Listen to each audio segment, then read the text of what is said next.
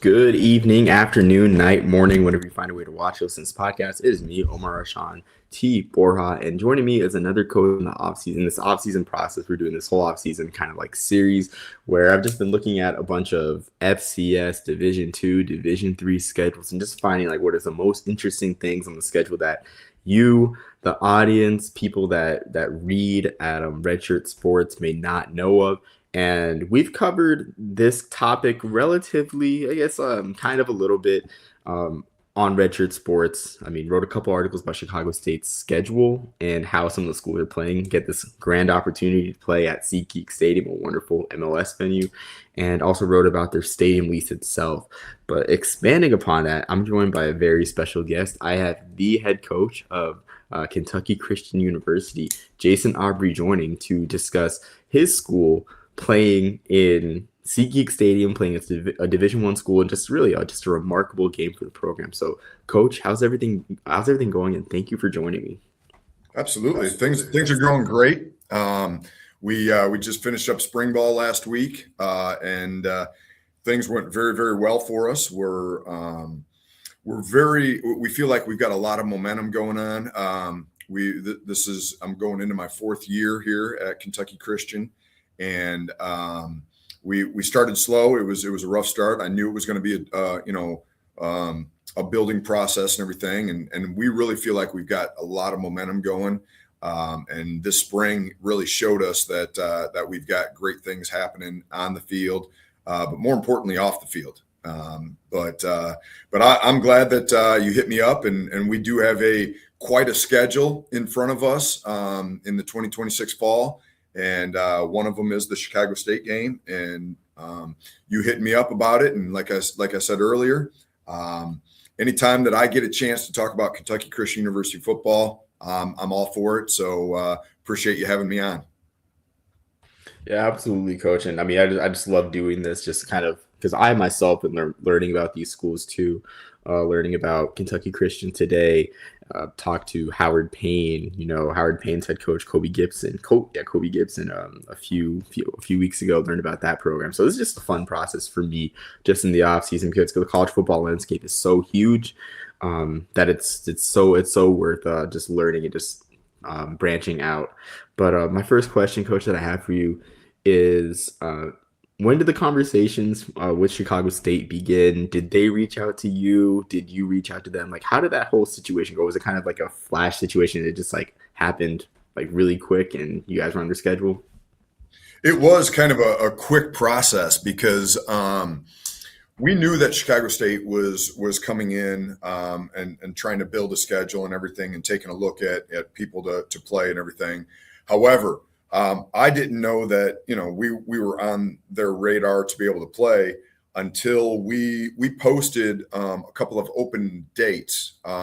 We had something happen in our schedule where somebody dropped off our schedule, and we're trying to look at making sure we have enough games for the season. Our conference schedule is set and everything. However, the non-conference schedule, we trying to pick up teams that are around our area, or somebody that we look like are able to play with and everything.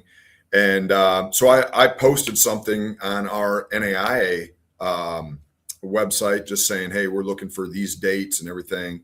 And obviously they were on the NAIA website because it wasn't a day later when I got an email from Chicago State's athletic director and just said, hey, you have this date open. We have this date open. Would you be willing to come up and, play us on this date? I believe it's September 12th. And I looked at it and I was like, you know what? I know, I've kind of followed how Chicago State has built it in and everything, because I'm a Chicago guy. I'm originally from the Chicagoland area. So, when I saw that, they hired a head coach and, they were doing some things, everything. So I knew they were going to be looking for a schedule. Didn't know that they were going to reach out to me and, try to get us on the schedule. But for us, being able to be an NAI program on the rise that's trying to compete with good teams and get ourselves ready for our conference play, we're already playing Morehead State. It's the week before. So we're going to play a Division I team already on our conference schedule, or not on our non-conference schedule. And we open up with Kentucky Wesleyan, which is a D2 school. So we're going D2, Morehead State D1, Chicago State D1, and then rolling through, we've got Faulkner, which is a non-conference game, and then we're playing Ferris State that next week, which is a D2 national champions. So we're putting ourselves in quite a situation. Let's go back to Chicago State, though. When they reached out and I, looked at it and said, yeah, this is going to fit, sat down with my AD and said, hey, what do you think? And he said, let's do it. So I'm very excited about being able to play Chicago State, just once again, because I am from the Chicagoland area. I know that area very well. And now I've never been to SeatGeek Stadium, but I've seen it and it looks really nice. And we are extremely excited about playing on that turf, or I guess you could call it the pitch, right? So we're looking forward, because I'm sure they take care of that thing and it looks really nice and everything. So I'm excited about the opportunity to get over there and be able to compete and show Chicago State who Kentucky Christian is. Yeah, absolutely. I mean, it's interesting how quick it came together, because I do admire Chicago State for even being able to put together an independent schedule. I mean, across Division One, FBS and FCS, there's only 4 independents, and at the FCS level, there's only 2, and it's just hard to really form conference schedules now with a lot of those conferences going to 9 games, especially like in Chicago State's region. A lot of conference, like it's just tough to build a schedule, and they're just the fact that, I mean, everything kind of aligned is just great. And I feel like that's something that commonly happens in college football. It's like right place, right time for a lot of scheduling things. So I did forget about the Ferris State game. That is interesting. Like, I admire you guys for taking on such a tough schedule, because at the end of the day, like, the goal is the playoffs. And I mean, why not just test your program and, take your lumps, take learning experiences, and then take that into conference play and then win your conference and go to the NAIA playoffs.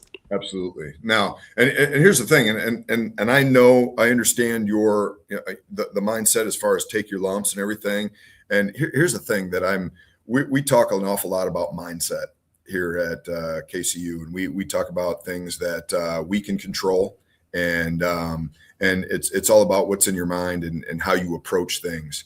And I'm going to tell you this: we're not going to go into any game this year planning on taking our lumps. We are going to be on the same field as the teams that we play, and we're going to play the best football that we can play. And we never are going to go into a game saying, we're just going to take our lumps. Okay. If Ferris State comes out and puts it to us, you know what? It's a challenge, and we're going to get better because we played them. We ain't taking lumps from Ferris State, though. That's what I'm, trying to get at, but I understand what you're saying, though, in that. But here's the thing, though, too, and to your point with that, with the schedule in Chicago State, and this is their first year of competition, so it is difficult to find games to play all the way through the schedule, where it's that you want to have that balance of, okay, we're coming in the first year, who are we going to play?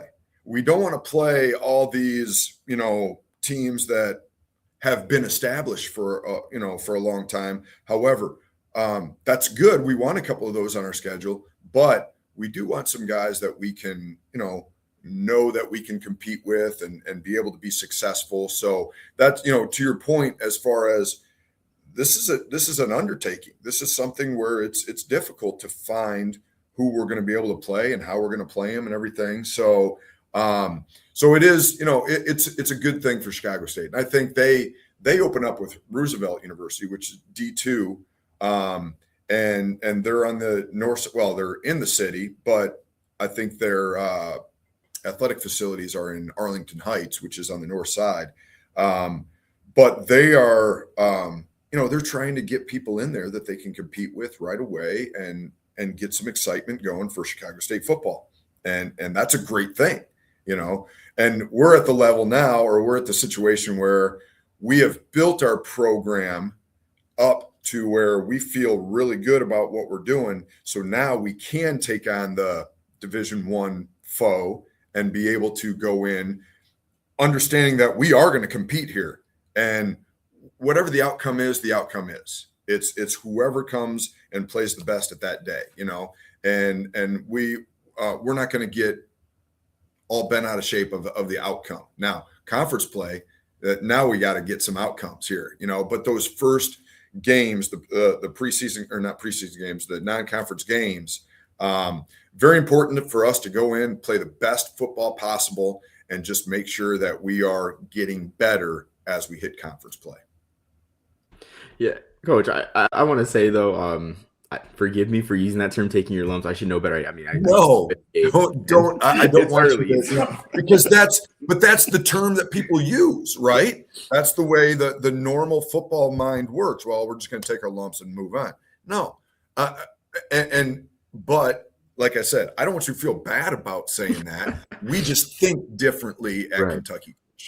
You know what I'm saying? We're going to go in and it's Fair State, outstanding. Let's get better. That's what I want our guys to think. Yeah, no, I agree. I agree, and I like that mindset. I mean, I should have known. Like, I used to play the game, of course. Like, no, even if you're playing, the New England Patriots, like you expect, like, hey, we're gonna win the game. Like, we're not gonna lose this, So, Sure. little slip there. But Coach, I wanted to ask, with this game being at SeatGeek Stadium, I mean, you talked a little bit about the venue. Kentucky Christian hasn't played many games, if any, at a stadium like that. I did some research. I think the closest thing you can consider is I'm about to call it Fawcett Stadium. It's not called that anymore, but the Benson Hall of Fame Stadium, back when I think Malone played there in Canton. I used to play their home games in Canton. That's like the closest thing to a pro stadium that Kentucky Christian has played at. So how is it, like, what is the buzz around the program right now? What were the players like when they found out that they were playing at a venue like this? And another question with that is, like, how has this game helped recruiting efforts? Because I know that there's a bit of a trickle down with high school recruiting. Like, for instance, I think like some FBS schools are signing like 10 high school players for their signing day rosters. And so I mean, the high school recruits have to go somewhere. So how is like the opportunity to play in an MLS venue this year helped with those recruiting efforts among these high school seniors that are coming with this 2026 class? For sure. So one of the things that I did mention, we play at Moorhead, so that's a good sized stadium, and that's why the reason why I mentioned that is because our guys kind of have a visual of what we are going to be able to go into with SeatGeek. And I'm going to tell you this right now, and this is coach speak again with take your lumps or whatever. But right now, Chicago State is not on my guys' roster, or not on my guys' thought process right now. They're not thinking about. Now, when we came out and said, hey, we're playing Chicago State, and they found out at SeatGeek Stadium, now they're jacked up at that time. Because they were like, this is cool. This is a great venue and everything. But it's going to be, number one, we're home against Kentucky Wesleyan, the first game of the season. So that's what they're thinking about. And then we go to Moorhead. And then once we get to that third game and we play Chicago State at, SeatGeek Stadium, then they'll start thinking about, oh man, this is going to be great. So I do think that they're pretty jacked up about it. But like I said, this is my fourth season.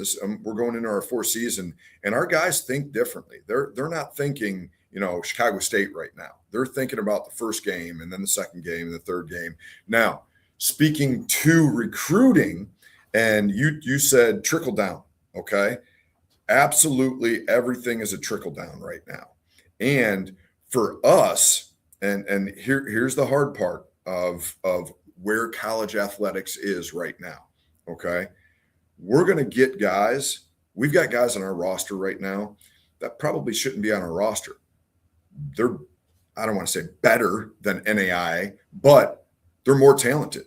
We got D2 guys. We got D1 guys on our roster right now because of the trickle down. They either didn't find the right place for them, and they're stepping in and going to play it at an NAI program, And if they ball out, guess what?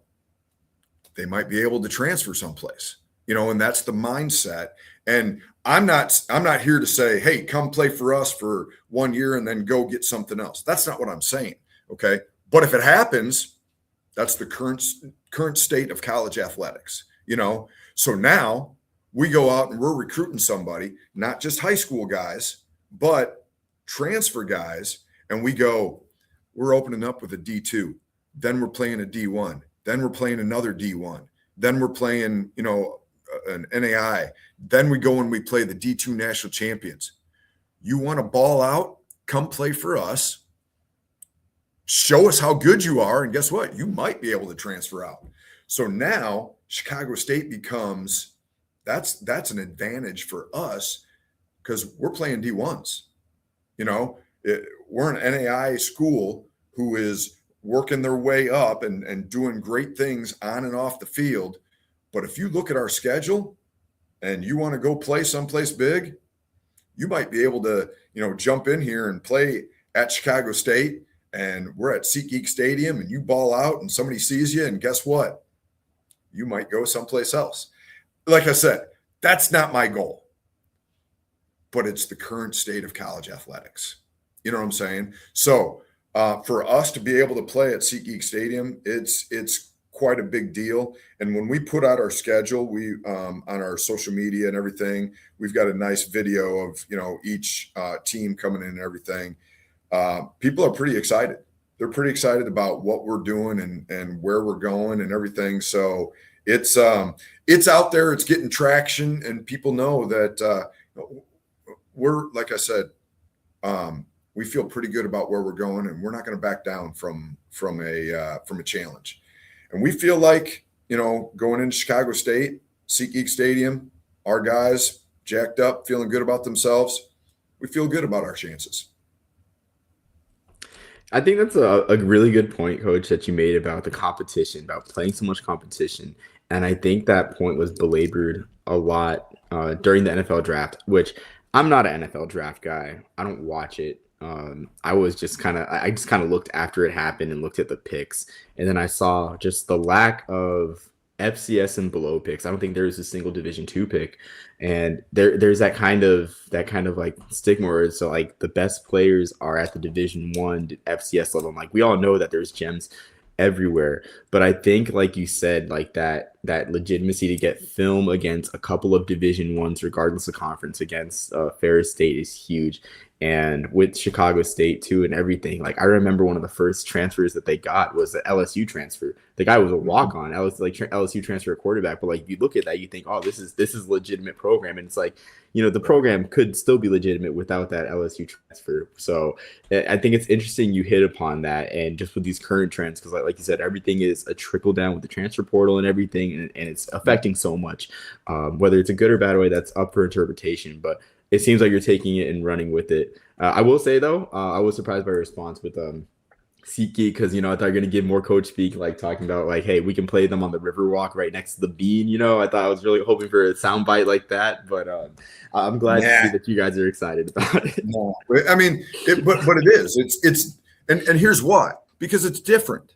It's different. It's not like we're, because we don't play in that stadium, that type of stadium every week. So, what the heck? But yeah, we would play them at anywhere. We'd play them at a high school stadium. It doesn't matter. But, it is going to be a cool experience. And what do we want to do in college athletics? We want to create an incredible experience for our young men. That's the biggest thing that we're trying to do. And if we can go play at a stadium like SeatGeek Stadium, let's go. It's exciting. Yeah, I love hearing that, Coach. And that's something that Howard Payne's coach had mentioned, where it's like, we're here. The quote that I loved that actually headlined like my article about Howard Payne playing at the Star, the Cowboys practice facility, was like, he said, I want my players to be able to say that I did this because I was a college football player. And I think that across not all levels of college football, but most of college football, we're losing that, that it's supposed to be fun. Like, and I know that's like not great. I know that you'll probably have like a different kind of like way to redirect that into coaching, but it's like at the end of the day, like, yeah, it's about, it's not so much we've lost sight of wins and losses. It's more that we've focused more on the pocketbook. And things For like this sure. are supposed to be fun for the student athlete and for the fans as well, but particularly the student athlete. And so I'm just glad the players get to experience something that's like this, some sort of like, bowl game, especially in a Mhm. in a time when bowl games are kind of like, what's the point of Right. this game. So I'm really that really like warms my heart to hear that.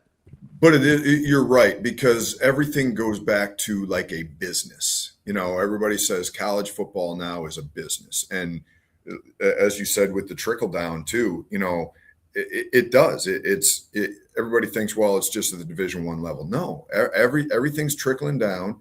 And for us, it's extremely important for us to be able to go and play teams like this, because as you said, with, the high school recruiting as well, we're putting this schedule out for our high school kids too, because they're like, man, I want to go play in that stadium. That's a cool experience. So for us, the business part of it is a little different than the D1s. They're talking millions of dollars and everything.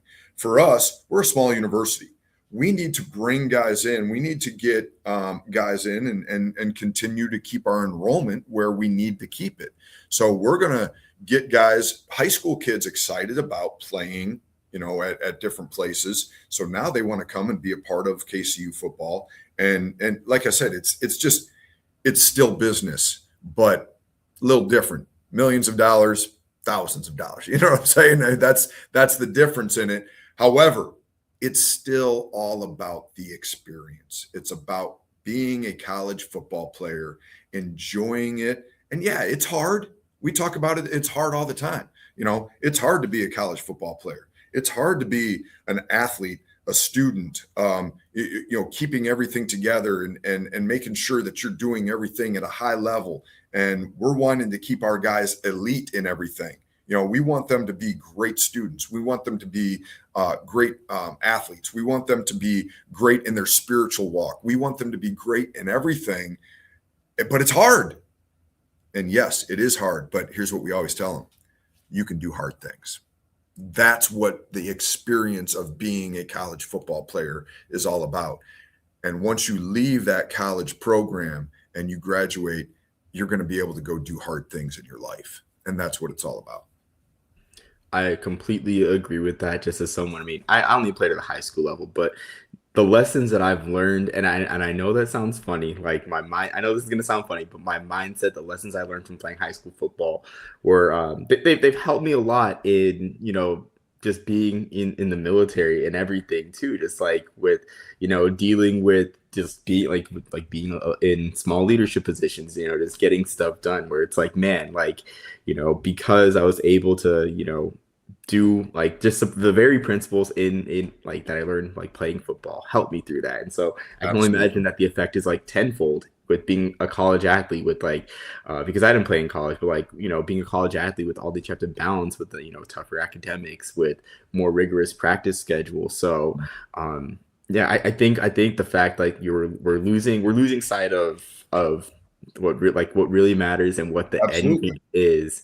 Right. I think it's hurting college football, but this is just like this game with Chicago State. It's just a good reminder of what the game, what college football and college sports in general What it's is all about. supposed to be, what it's all about. Absolutely. Um, Absolutely. so another question I have, so I only got a couple more questions, Coach, but No I know problem. you mentioned you're from the Chicagoland area. Are you looking to schedule more Chicago area schools, the only ones that I'm aware of right now that are sub Division I, right, are Roosevelt, Mhm. Chicago, University of Chicago, Mhm. of Amos Alonzo Stagg, former Big Ten school, excuse me, fame for listeners, Yeah. for the people Yeah. listening and watching. But are there any other schools that you guys like? Are you looking like to do this again to schedule into the Chicagoland area? I don't think so.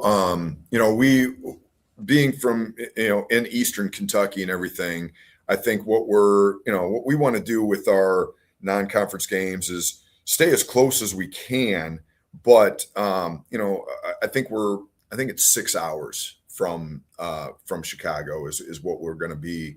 But we'd like to try to stick around our area, and the Moorhead game is perfect for us because it's like 30 minutes down the road. So we'd like to look at something like that. Roosevelt would be tough just because they're north side of the city, and you're just if you're going to go around the city, it's adding another 3 hours. That'd be tough to play up there. But I don't think so. I think we would stay more the eastern side. And what we've done in the past is, like last year, we went to Brevard College, which is down in I think North Carolina. Anyway, so down in the southeast areas where we'll normally stay. But like I said, just knowing about Chicago State because I'm from up there, and then hearing how they're building a program and everything. And when they reached out, it was just kind of like, boom, yeah, let's go. So I think it might be a one and done. But I'm not opposed to going to Illinois and beating up on teams. So, joke, but but not really. I mean, I think that we're in a good place, like I said, at Kentucky Christian. So would love to, but once again, we'll take on any challenge. If something comes up and say Chicago State doesn't, work out as far as next year because they go into conference play and everything, we'll look for if we have an open date and somebody reaches out. Yeah. Anything's on the table. So, but right now, this is a 1-year deal and we're looking forward to the fall of 26. And I know that we had talked about the business aspect and kind of just like saying like, oh, it's a shame that the business aspect is so important. But I think that makes a lot of sense. You said just like going to like schools in the Southeast, like Brevard. And I know with Ferris State is fairly far away, but I'm sure that Ferris State check is pretty hefty. So it's going to be good. Yes. It's going to help us out. So, I mean, the financials have to align. So, I mean, I totally get that. As fun as it might be, like money is still a thing. Like, I'm sure like there's a lot of programs that would, for instance, like it's the business part of it, So but it's still going to be a great experience for our guys to go up to Ferris State too, Oh yeah, absolutely. Is that close to Detroit? I haven't looked at a map in Michigan in a while. I think they're a little further north. Okay. Yeah, I think they're a little further north than Grand Rapids. So Grand Rapids is on the other side of the state, and then I think you got to go up another hour or so. Okay. I'll have to look at a map again because I mean, I don't have much of a concept of Michigan geography beyond like someone showing me the hand and then like. But so Coach, like my last question, another kind of business thing too. So, Kentucky Christian has a small enrollment. I think the last number I saw was like 500 students or so. This seems like it could be a really big event for the student body as a whole. And Coach Kobe Gibson of Howard Payne University had mentioned that like while they're playing at the Star, which is like 3 hours away from their campus in Brownwood, Texas, he said that like because of how tight knit the student body is with a lot of the events, that he expects to see like a good amount of students just making the drive up there to Frisco for that one. Are there any plans like for your school to kind of like lease out maybe a charter bus and bus some students for this game up to Chicago? Because I know Liberty did something similar when they made their first bowl game. Like they made the bus like they leased out a bunch of buses and bus students all the way from Lynchburg to Orlando. Like I mean. Yeah, like not a short trip. So is there similar plan like for you guys to build excitement like that? So I mean that's a great idea, and that would be something that I would have to talk to our athletic department about, and the AD would have to put something like that together. But what you have to realize with Kentucky Christian too is with the 500 plus students, 500 to 600 with graduate students and everything. The majority of our student body are athletes. So now let's talk about, who's in the fall. Fall is women's soccer, men's soccer, volleyball, and, we've got, basketball, but, that's a small group of and we got baseball, but baseball plays fall ball and everything. everybody's actually got their sport going on. And so, while it would be a great thing to, get a group of students to come up and cheer us on and everything, it's just difficult because most of our student body, when they come out to the game on a Saturday afternoon right here on campus, it's easy. Okay, they might have a game in the evening or practice in the evening, but they can be there for the afternoon game and then go back to practice, But traveling 6 hours and, getting on a bus and that would be an awful long day, and it would be kind of difficult for them to miss practice or you know what I'm saying? So, but I'm not opposed to something like that. We would love to have our, people from our student body to come up and cheer us on and everything, and then make the long trek home as well. But that would be something, moving forward. It would be maybe a little closer venue, because 6 hours, 6.5 hours, it's quite a distance for a day trip, So, but that's a great idea. That's a great plan. Yeah, I figured it was a long shot, but you never know. I mean, because Right. when I heard, like, I guess like 2019 that Liberty was doing that, like from Lynchburg all the way to Orlando, I could just imagine, like, man, that's a crazy trip. Like that is For insane, sure. because driving just from Georgia alone, like when I was stationed in Georgia, driving from Augusta to Orlando was, I think, a 6.5 hour drive, and I'm just Wow. like, yeah, we didn't Yeah. make that day trip. So so yeah, but I just figured I'd ask because it's such a big event for the program. But also didn't realize too, just like with such a small student body, just the percentage of athletes, like of there are, I guess, like the percentage that is filled with athletes. It's a really interesting dynamic that I don't think a lot of people see at a lot of like the colleges at, like, they I guess the Division 1 level, or even like Division 2 level at that, like where like a majority of the student athletes are kind of or I guess where sports is bringing people in primarily into the school. Right. Right. Absolutely. Yeah. And that's a lot of the NAIA schools and anybody that's got a enrollment under 1,000, that you're going to have the majority of those students are going to be athletes, which can be good, can be bad, but it is what it is. That's what we are. Yeah. So it's a very interesting dynamic for sure. Uh, so, Coach, that's all the questions I have for right now. Do you have anything final that you want to promote your program, promote Kentucky Christian, or just say to close us out? I mean, like I said, I love talking about Kentucky Christian University football. So if anybody has a chance to come out and see us and take a look at our schedule, I don't know if you can post our socials. We've got Instagram account, we've got an X account, and we've got our schedule on that. If you're in the Chicagoland area, come and see us at SeatGeek Stadium. You're not going to be disappointed. We've got some incredible young men that are playing some high-level football. And if you're in the Eastern Kentucky area, come and see us at our own stadium. But it's an exciting time for Kentucky Christian University football. And like I said, I'm just excited that I'm able to be on this and promote it. And I appreciate you for reaching out and just talking more about our football program. Absolutely, Coach. I mean, thank you for taking the time. I know when I had contacted you, you were in the middle of spring ball. So Mhm. I know that your schedule is busy day to day, just being a coach, especially like at a school that's so small. I'm sure they have you doing multiple things, multiple things for the school itself. We But wear many hats. right, right.